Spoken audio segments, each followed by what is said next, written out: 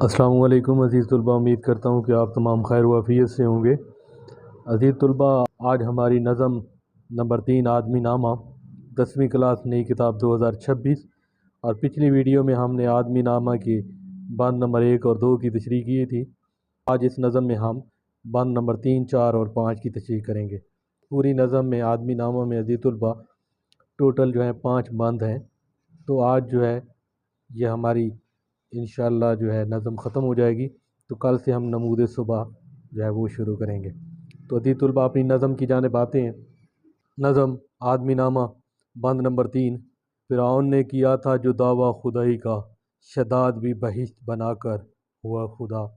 نمرود بھی خدا ہی کہلاتا تھا برملا، یہ بات ہے سمجھنے کی آگے کہوں میں کیا۔ یہاں تک جو ہو چکا ہے سو ہے وہ بھی آدمی۔ تو عزیز طلباء فرعون یہاں پہ فرعون یہ قدیم مصر کا بادشاہ تھا، اور خود کو فرعون مطلب خدا کہلواتا تھا۔ اس کے بعد شداد ہے۔ شداد یہ شداد بن عاد حضرت داؤد علیہ السلام کے دور میں قوم عاد کا بادشاہ تھا، جس نے باغ ارم کے نام سے خود ساختہ جنت بنائی تھی۔ اس کے بعد نمرود کا ذکر آیا ہے۔ نمرود حضرت ابراہیم علیہ السلام کے زمانے میں عراق کا بادشاہ تھا، جو خود کو خدا کہلاتا تھا، اور حضرت ابراہیم علیہ السلام کو آگ میں ڈالنے کا حکم دیا تھا۔ اور یہاں قدیم اردو میں یہاں ہوتا ہے، آج کل جو ہم یہاں لکھتے ہیں اس کے لیے یہاں یوز کرتے ہیں، قدیم اردو میں یہ املا میں یہاں تھا، مطلب پہلے یہاں لکھا جاتا تھا، اب اس کو یہاں لکھا جاتا ہے۔ تو عزیز طلباء اپنی تشریح کی جانب آنے سے پہلے نظم کا عنوان، شاعر کا نام اور ماخذ لکھتے ہیں۔ نظم کا عنوان آدمی نامہ، شاعر نذیر اکبر آبادی، اور ماخذ جہاں سے یہ نظم لی گئی ہے نذیر اکبر آبادی، کلیات نذیر اکبر آبادی۔ تو عزیز طلباء اس نظم کا مفہوم، اس بند میں شاعر تکبر، غرور اور جھوٹی خدائی کے انجام کو بیان کرتے ہیں۔ وہ بتاتے ہیں کہ فرعون، شداد اور نمرود جیسے طاقتور، جیسا کہ میں نے بتایا کہ قدیم مصر کا جو بادشاہ تھا، نعوذ باللہ خود کو خدا کہلواتا تھا، اسے فرعون کہتے ہیں۔ شداد وہ حضرت داؤد علیہ السلام کے دور میں قوم عاد کا بادشاہ تھا، اور اس نے خود ساختہ ایک جنت بنوائی تھی۔ اور نمرود حضرت ابراہیم علیہ السلام کے زمانے میں عراق کا بادشاہ، جو خود کو خدا کہلواتا تھا، اور حضرت ابراہیم علیہ السلام کو انہوں نے آگ میں ڈالنے کا حکم دیا تھا۔ جیسے طاقتور حکمران بھی انسان تھے۔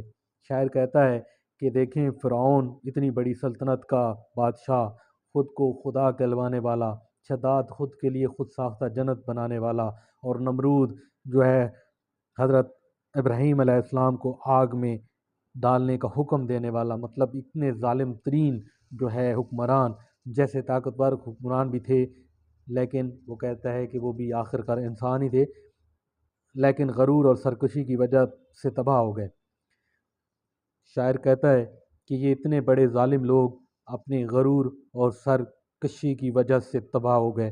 اس بند میں یہ پیغام ہے کہ انسان کو کبھی طاقت، دولت یا حکومت پر تکبر نہیں کرنا چاہیے، کیونکہ اللہ تعالیٰ ہی سب سے بڑا ہے اور حقیقی حاکم ہے۔ شاعر اس مفہوم میں سمجھانا یہ چاہتا ہے کہ اللہ تعالیٰ کی ذات ہی ہمیشہ رہنے والی ہے، اور وہی طاقتور ہے سب سے زیادہ۔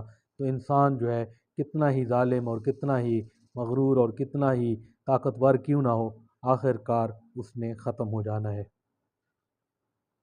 تو پہلے مصرے کی عزیز طلباء ہر مصرے کی علیحدہ تشریح کریں گے۔ پہلا مصرع ہے ہمارے پاس، فرعون نے کیا تھا جو دعویٰ خدائی کا۔ شاعر کہتا ہے کہ فرعون نے اپنی طاقت اور حکومت کے نشے میں خود کو خدا کہلوایا، لیکن اس کا انجام نہایت عبرتناک ہوا۔ اس سے معلوم ہوتا ہے کہ غرور اور تکبر انسان کو تباہی کی طرف لے جاتا ہے۔ اس لیے علامہ اقبال علیہ رحمہ فرماتے ہیں، مصرع نمبر 2، شداد بھی بہشت بنا کر خدا ہوا۔ شداد کیا تھا؟ شاعر کہتا ہے کہ شداد بن عاد حضرت داؤد علیہ السلام کے دور میں قوم کا بادشاہ تھا، جس نے باغ ارم کے نام سے خود ساختہ جنت بنائی تھی۔ شاعر اس کی تشریح کچھ اس طرح کرتا ہے کہ شداد نے جنت جیسا ایک باغ بنا کر اپنی خدائی کا دعویٰ کیا، لیکن وہ اپنی اس جھوٹی جنت میں داخل بھی نہ ہو سکا اور اللہ تعالیٰ کے عذاب کا شکار ہو گیا۔ اس سے ثابت ہوتا ہے کہ اللہ تعالیٰ کی قدرت کے سامنے انسان کی طاقت کچھ بھی نہیں۔ تو عزیز طلباء، ہمارا بند نمبر 3 کے مصرع نمبر 3، نمرود بھی خدا ہی کہلاتا تھا پر ملا۔ نمرود کون تھا؟ نمرود حضرت ابراہیم علیہ السلام کے زمانے میں عراق کا بادشاہ جو خود کو خدا کہلواتا تھا اور حضرت ابراہیم علیہ السلام کو آگ میں ڈالنے کا حکم دیا تھا، یہی تھا نمرود۔ اس تشریح میں شاعر کہتا ہے کہ نمرود اپنی طاقت، حکومت اور غرور کی وجہ سے خود کو خدا کہلواتا تھا، لیکن اللہ تعالیٰ نے اسے ذلیل و خوار کر دیا۔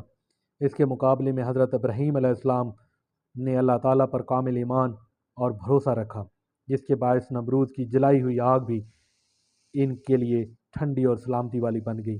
اس سے معلوم ہوتا ہے کہ دنیا کی بڑی سی بڑی طاقت بھی اللہ تعالیٰ کے سامنے بے بس ہے، اور سچا ایمان انسان کو ہمیشہ آزمائش میں کامیاب کرتا ہے۔ خدا سے والہانہ عشق کے بارے میں علامہ اقبال رحمہ فرماتے ہیں، بے خطر کود پڑا آتش نمرود میں عشق، عقل ہے محو تماشائے لب بام ابھی۔ یہ شعر اس حقیقت کو واضح کرتا ہے کہ اللہ تعالیٰ سے سچا عشق انسان کو ہر خوف اور خطرے سے پر غالب کر دیتا ہے، جبکہ صرف عقل اکثر سوچ و بچار میں الجھی رہ جاتی ہے۔ بند نمبر 3 کا مصرع نمبر 4، عزیز طلباء، یہ بات ہے سمجھنے کی آگے کہوں میں کیا۔ تشریح، شاعر فرماتے ہیں کہ ان مثالوں سے سبق حاصل کرنا چاہیے۔ تاریخ گواہ ہے کہ جو انسان غرور اور تکبر اور سرکشی اختیار کرتا ہے، اس کا انجام ہمیشہ برا ہوتا ہے۔ اس لیے انسان کو عاجزی اور انکساری اختیار کرنی چاہیے۔ بند نمبر 3، نظم آدمی نامہ، اور اس مصرع نمبر 5 جو کہ آخری مصرع ہے اس بند کا، یہاں یہ جو ہے پرانی اردو ہے، جہاں تک جو ہو چکا سو ہے وہ بھی آدمی۔ اس کی تشریح شاعر کچھ اس طرح کرتا ہے۔ نذیر اکبر آبادی لکھتے ہیں کہ فرعون، شداد اور نمرود جیسے طاقتور لوگ بھی آخر انسان تھے۔ ان کی طاقت، حکومت اور دولت انہیں موت اور اللہ تعالیٰ کے عذاب سے نہ بچا سکی۔ اس لیے انسان کو اپنی حیثیت پہچاننی چاہیے اور ہمیشہ اللہ تعالیٰ کے سامنے عاجزی اختیار کرنی چاہیے۔ یہاں پہ نذیر اکبر آبادی کہتے ہیں کہ یہ دنیا کا غرور، یہ تکبر، یہ طاقت، یہ ظلم آپ کے کسی کام نہیں آنے والا۔ اگر آپ کے کام آنے والا ہوتا تو شداد جیسے لوگ، نمرود جیسے لوگ اور فرعون جیسے ظالم کبھی اپنی موت آپ نہ مرتے اور ان کا ظلم کبھی ختم نہ ہوتا۔ تو یہاں پہ شاعر یہی کہنا چاہتا ہے کہ ظلم جتنا بھی طاقتور ہو آخر اس کو موت ہے۔ اسی لحاظ سے مولانا روم کے فرماتے ہیں، تکبر زوال کی سیڑھی ہے اور عاجزی کمال کا رستہ۔ مولانا روم کے بارے میں بتاتا جاؤں کہ مولانا روم جو ہے حضرت علامہ اقبال علیہ رحمہ کے مرشد تھے، اور روم کے مرشد جو تھے وہ شمس تبریز تھے۔ اس بند کا مرکزی پیغام ہے کہ انسان کی اصل عظمت عاجزی، ایمان اور اللہ تعالیٰ کی اطاعت میں ہے، نہ کہ غرور اور طاقت میں۔ عزیز طلباء، یہ بند تیسرا ختم ہوا، اب ہم اپنے چوتھے بند کی جانب جاتے ہیں۔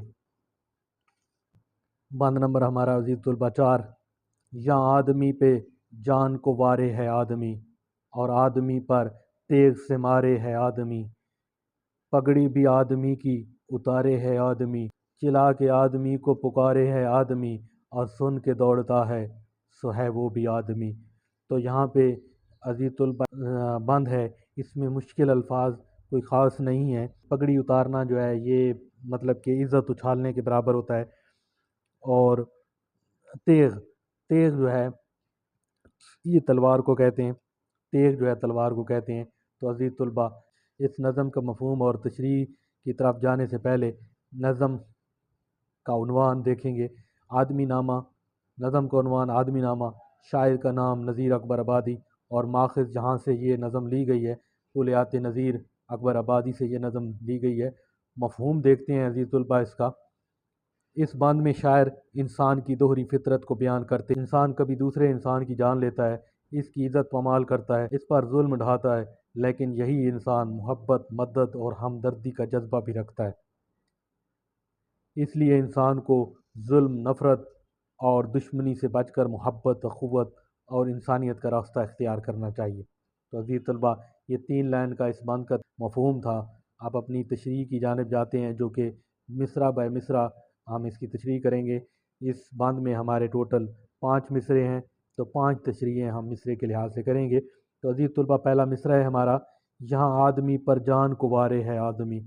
تشریح: شاعر نذیر اکبر آبادی کہتے ہیں کہ بعض اوقات ایک انسان دوسرے انسان کی خاطر اپنی جان تک قربان کر دیتا ہے۔ یہی جذبہ احسار، محبت اور وفاداری انسان کو عظیم بناتا ہے۔ اسی حقیقت کو علامہ اقبال علیہ رحمہ نے یوں بیان کیا: افراد کے ہاتھوں میں ہے اقوام کی تقدیر، ہر فرد ہے ملت کے مقدر کے ستارہ۔ عزیز طلباء، بند نمبر 4، مصرع نمبر 2، اور آدمی پر تیغ سے مارے ہے آدمی۔ تشریح: تیغ کہتے ہیں تلوار کو۔ تشریح: شاعر نذیر اکبر آبادی یہاں پہ فرماتے ہیں کہ یہی انسان کبھی محبت، ہمدردی اور قربانی کا جذبہ رکھتا ہے، لیکن کبھی نفرت، حسد اور دشمنی کی وجہ سے دوسرے انسان پر تلوار بھی چلاتا ہے۔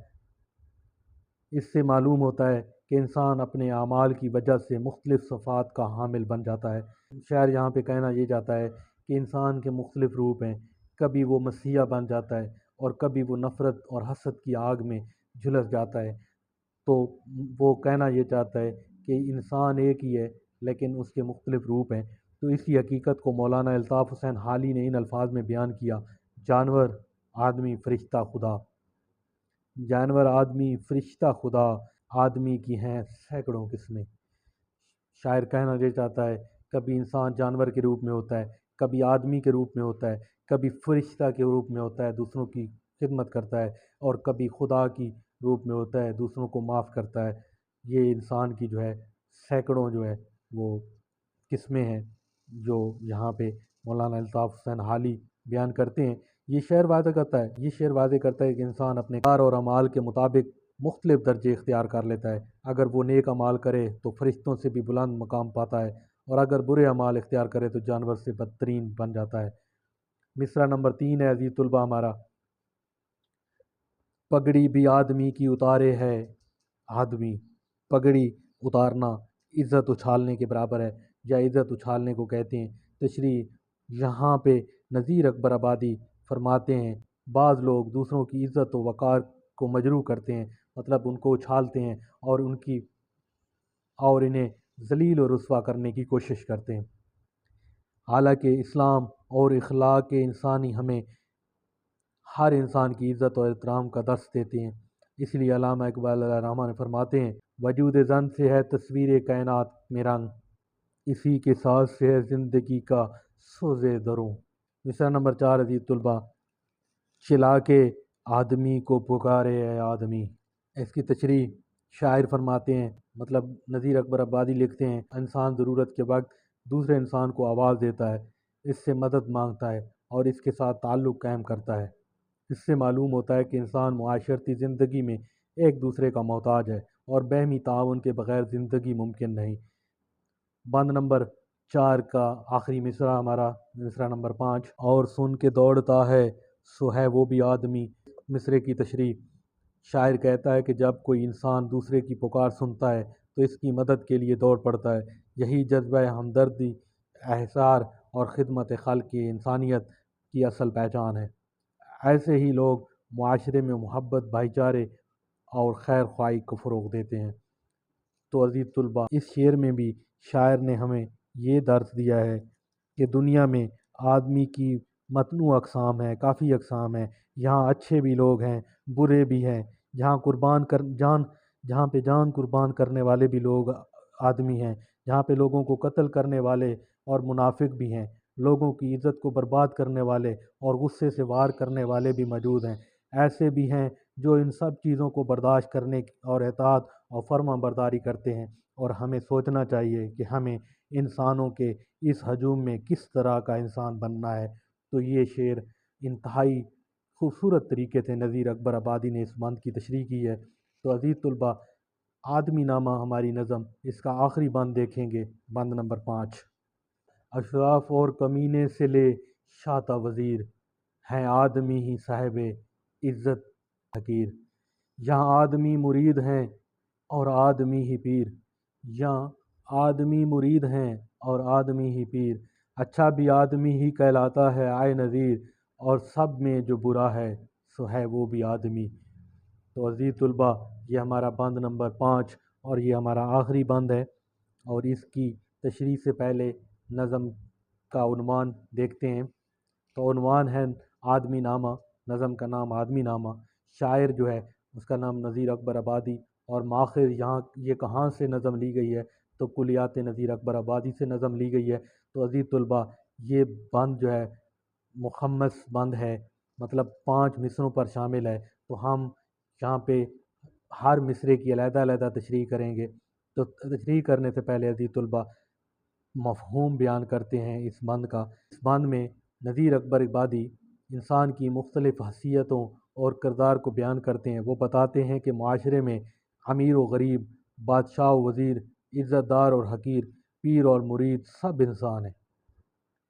انسان اپنی فطرت میں خیر اور شر دونوں صلاحیتیں رکھتا ہے، اس لیے کوئی نیکی کے باعث عزت پاتا ہے اور کوئی برے اعمال کی وجہ سے ذلت کا شکار ہوتا ہے۔ انسان کی اصل پہچان اس کا کردار، اخلاق اور اعمال ہیں، نہ کہ اس کا حسب و نسب۔ عزیز طلباء، ہم آج کل جو دنیا میں دیکھتے ہیں اس میں سب سے پہلے دولت، حسب و نسب دیکھا جاتا ہے کہ انسان کس قبیلے سے تعلق رکھتا ہے، کس قوم سے تعلق رکھتا ہے، اس کے پاس بینک بیلنس کتنا ہے، اس کے پاس دولت کتنی ہے۔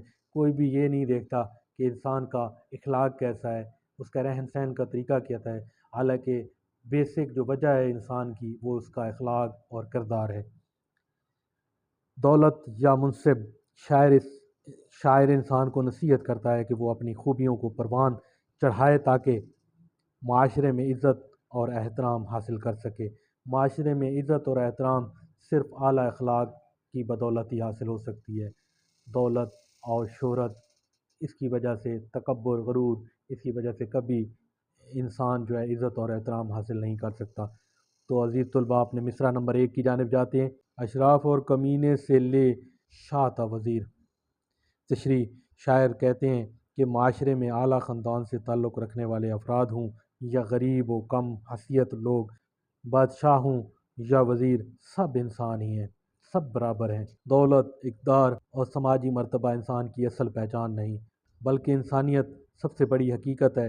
اس لیے کسی کو اس کے منصب یا خاندان کی وجہ سے برتر نہیں سمجھنا چاہیے۔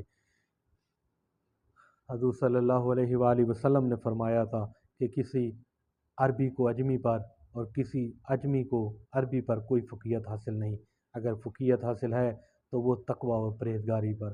تو یہاں پہ شاعر بھی یہی چیز بیان کرنا چاہتا ہے، اور اس حوالے سے ایک شعر: فرشتہ ہے تو تقدس تجھے مبارک ہو، فرشتہ ہے تو تقدس تجھے مبارک ہو، ہم آدمی ہیں تو عیب و ہنر بھی رکھتے ہیں۔ مصرع نمبر 2: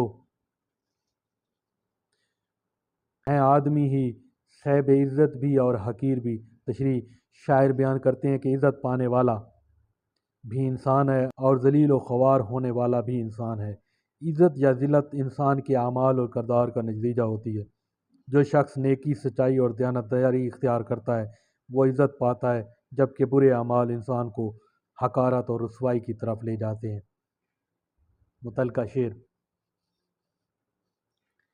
عزیز طلباء، یہاں پہ میں ایک ایک کوٹیشن بھی درج کرتا جا رہا ہوں۔ تشریح ہوتی ہے، یہ بیسیکلی اچھا امپیکٹ تب ڈالتی ہے جب آپ متعلقہ شعر جو ہے ایڈ کرتے ہیں۔ نمبر 3 ہے: یہاں آدمی مرید ہیں اور آدمی ہی پیر۔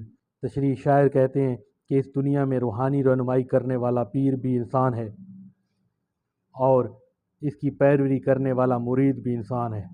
اس سے معلوم ہوتا ہے کہ انسان مختلف کردار ادا کرتا ہے۔ اصل فضیلت علم اور تقوی کردار اور اخلاق میں ہے، نہ کہ صرف ظاہری مرتبے یا لقب میں۔ مصرع نمبر 3 کے حوالے سے مناسب شعر: فرشتہ ہے تو تقدس تجھے مبارک ہو، ہم آدمی ہیں تو عیب و ہنر بھی رکھتے ہیں۔ مصرع نمبر 4 عزیز طلباء، یہ ہمارا آخری بند ہے اور اس کا مصرع نمبر سیکنڈ لاسٹ، اچھا بھی آدمی ہی کہلاتا ہے آئے نذیر۔ تشریح: شاعر فرماتے ہیں کہ نیک، با اخلاق اور اچھا انسان بھی انسان ہی ہوتا ہے۔ انسان اگر محبت، دیانت، سچائی اور ہمدردی جیسی صفات اختیار کرے تو وہ معاشرے میں عزت اور احترام حاصل کرتا ہے۔ اچھے اخلاق ہی انسان کو دوسروں سے ممتاز بناتے ہیں۔ تو اسی حوالے سے ایک شعر ہے: خودی کو کر بلند اتنا کہ ہر تقدیر سے پہلے خدا بندے سے خود پوچھے، بتا تیری رضا کیا ہے۔ مصرع نمبر 5، اور یہ ہماری نظم آدمی نامہ کا بند نمبر آخری جو 5واں ہے، اس کا آخری مصرع ہے عزیز طلبہ۔ تو اس کی تشریح کی جانب جاتے ہیں: اور سب میں جو برا ہے سو ہے وہ بھی آدمی۔ تو اس کی تشریح کی جانب جاتے ہیں عزیز طلبہ۔ شاعر کہتا ہے، مطلب نذیر اکبر آبادی فرماتے ہیں کہ جو شخص سب سے زیادہ برا اور بد کردار ہے وہ بھی انسان ہے۔ اس سے واضح ہوتا ہے کہ انسان کے اندر نیکی اور برائی دونوں کا امکان موجود ہوتا ہے۔ انسان اور جانور، ان دونوں میں بیسیکلی صرف فرق ہی یہی ہے کہ انسان کے اندر اللہ تعالیٰ نے شعور پیدا کیا ہے، اللہ تعالیٰ نے شعور رکھا ہے کہ وہ اچھائی اور برائی کا فیصلہ خود کر سکے۔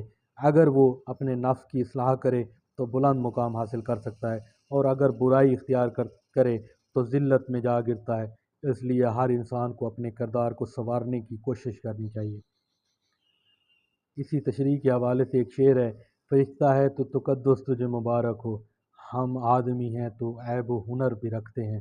عزیز طلبہ، یہاں پہ ہماری نظم نمبر 3 آدمی نامہ کا اختتام ہوتا ہے۔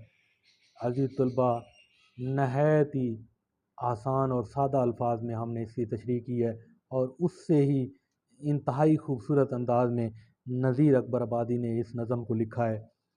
تو عزیز طلبہ، ہم نے پوری کوشش کی، میں نے آسان الفاظ میں تحریر کر کے پرنٹ کر کے آپ کو ویڈیو پڑھ کے سنائی تاکہ آپ کو تشریح کرنے میں کوئی مسائل کا سامنا نہ کرنا پڑے۔ تو عزیز طلبہ، میں نے اپنی پوری کوشش کی ہے